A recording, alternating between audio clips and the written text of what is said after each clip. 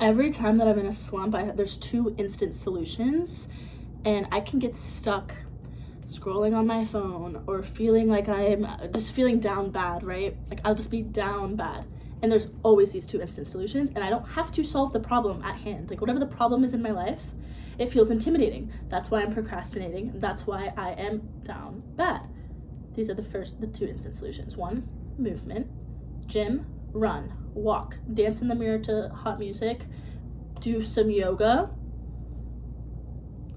Two, journaling. Journaling is reserved for occasions where there is a problem to get to the root of, or I need to release something.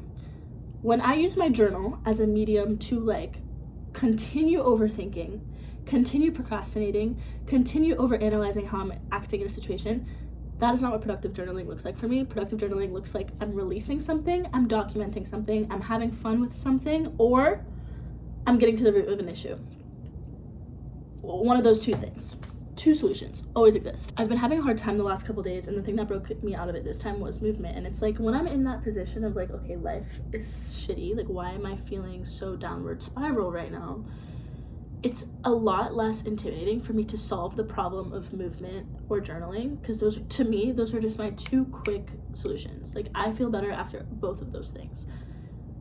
After doing one or both of those things, I'm better equipped to actually solve the problem at hand. There's a couple of things going on in my life right now that are very apparent and clear as to why I keep reverting back to like not feeling like a good version of myself. And that is, first, it's that I lack structure. I worked my whole way through college. I was always very busy. I was always traveling. I was always hanging out with people. I was working. I was doing school. The last couple months, I'm finishing up school, wrapping up my thesis. I have not been working.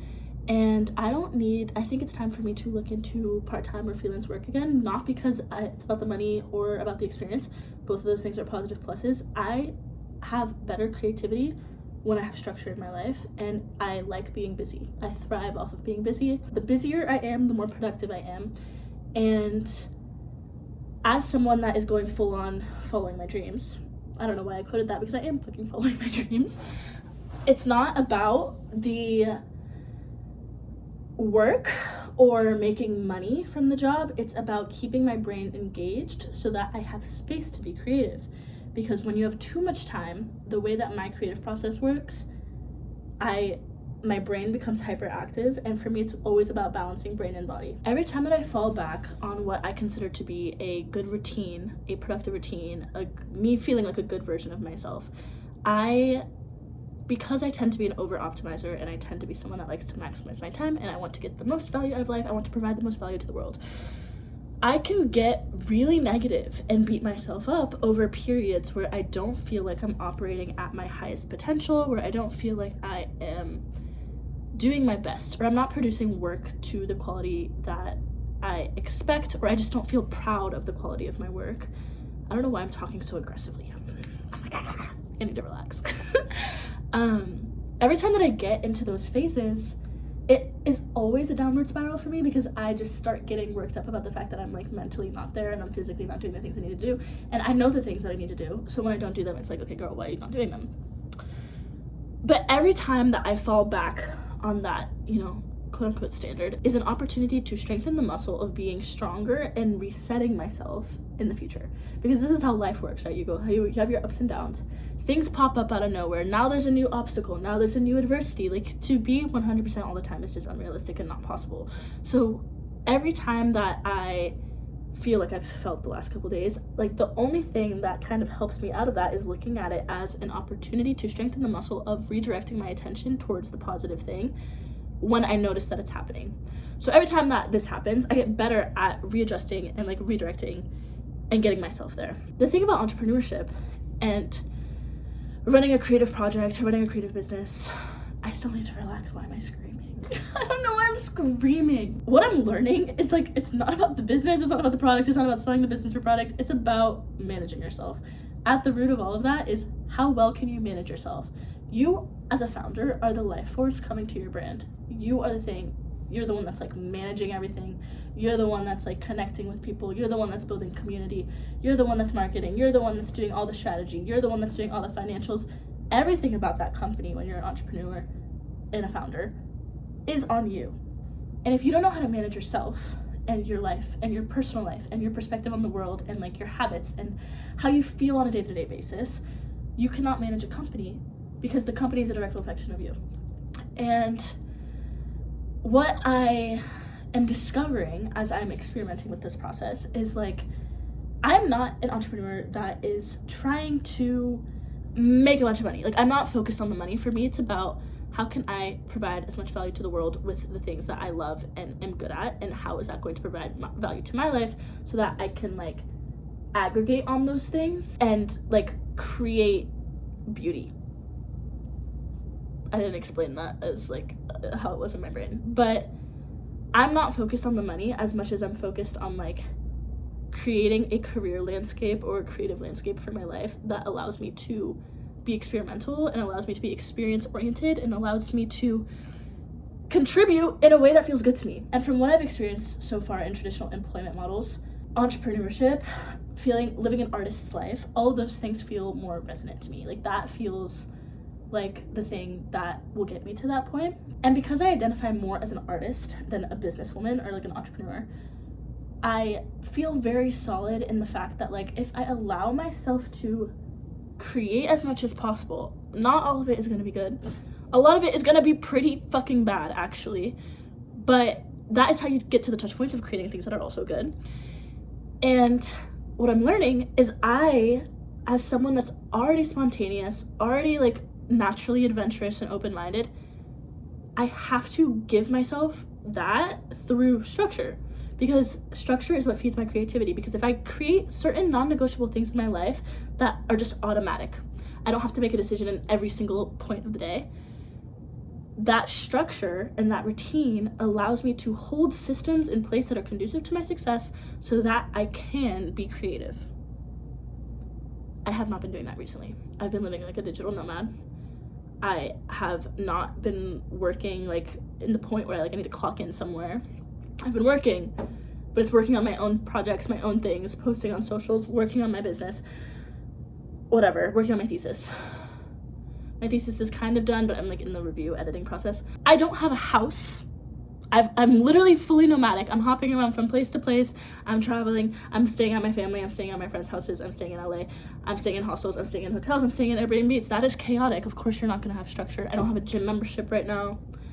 I don't have any systems or structures that are keeping me in a certain place and time.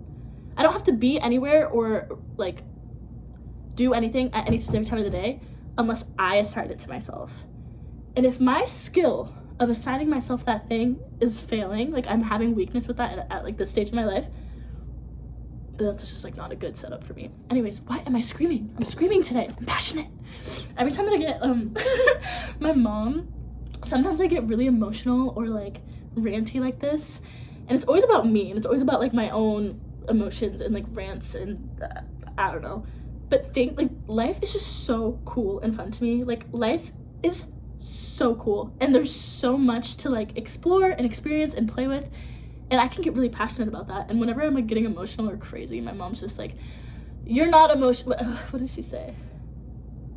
She's just passionate or something, because I'll just like burst into tears out of like, holy shit, life is so cool. And then my mom's like, my whole family's like, what's going on, what's wrong with this girl? And then my mom's just like, she's just passionate. That's always what she says, she's just passionate. Anyways, this was a ramble. Sorry for screaming at the camera. I'm in Vegas right now, literally.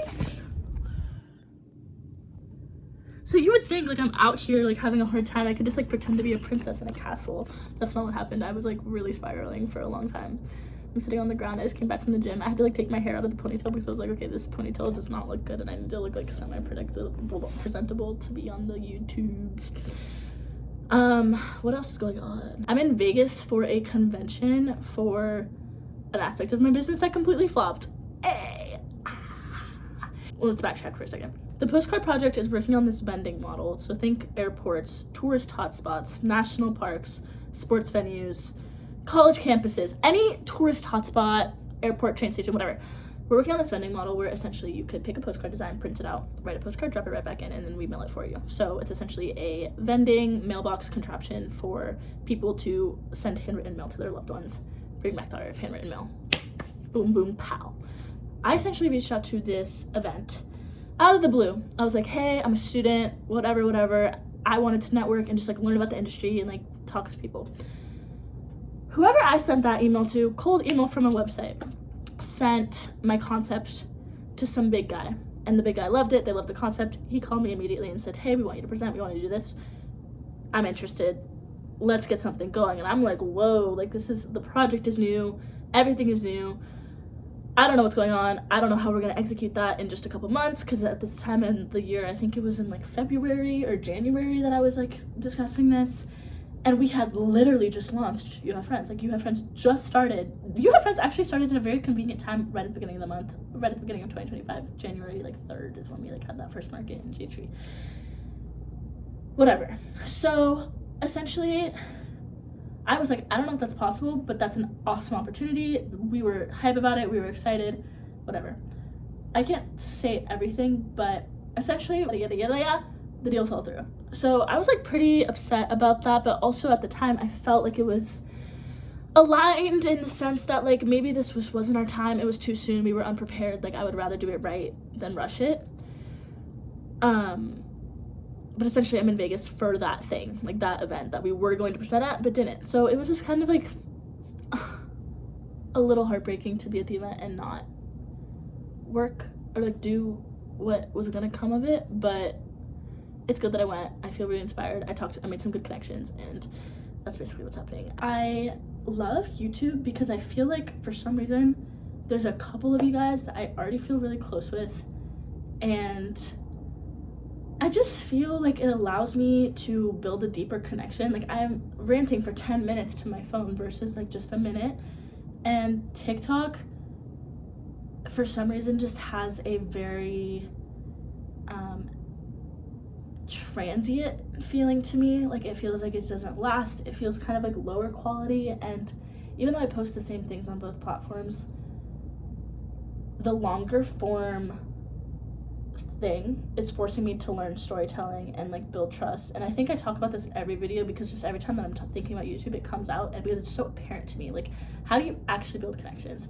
How do people actually get to know you? How do you actually learn how to communicate in a way that's effective and clear and not like a robot like me today? Like, I'm screaming at the camera and I don't know why. I might drive my Corolla across the country soon, so maybe that could be a fun project to like vlog that experience. If you guys make it to the end of this video, oh, don't look at my calluses, I would like to know what people want to know from me. Like, if you like watch my videos and know anything about me, like, what do you want to learn about? What should I talk about? What type of videos should I make? I actually, like, every time YouTubers or people on the internet would say that, I would get kind of annoyed. It's like, okay, dude, your one job is to create things and talk to us and like figure out what to talk about and figure out what type of like videos to make. And a lot of it for me is just about expression and documenting, so I will probably just continue like talking and screaming at the camera, but I'm curious to know like what people care about, you know? Yeah. Anyways, mwah! I'm thinking I might go on a solo Vegas adventure. Thoughts?